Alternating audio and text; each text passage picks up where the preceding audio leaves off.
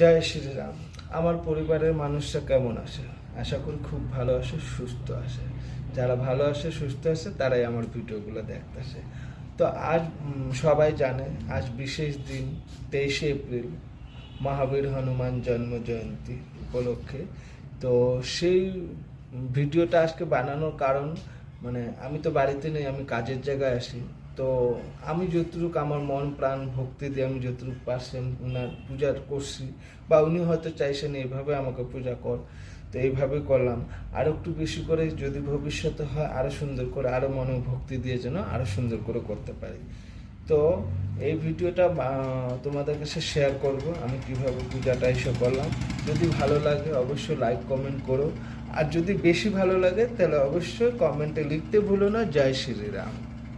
আর একটা কথা, সকলে যেন ঠাকুরের প্রতি একটু বিশ্বাস করে বজরংবলীরে, সত্যি জীবনটাই তোমাদের পাল্টে দিবে। আমি বিশ্বাস করি। আমার একসময় কী ছিল আর কি ছিল না, এখন দেখতে গেলে আমার স্বয়ং বজরংবলী আমার জন্য অনেক করেছে। আমি এখনই যে জায়গায় দাঁড়িয়ে আছি, আমি এটাতে অনেক খুশি, অনেক সুস্থ আছি, অনেক শান্তিতে আছি, খুব ভালো আছি। আশা করি তোমরাও বজরংবলীর প্রতি বিশ্বাস রাখো, দেখো সকলের মনের আশা পূরণ হবে, দুঃখ কষ্ট দূর হয়ে যাবে। জয় শ্রীরাম।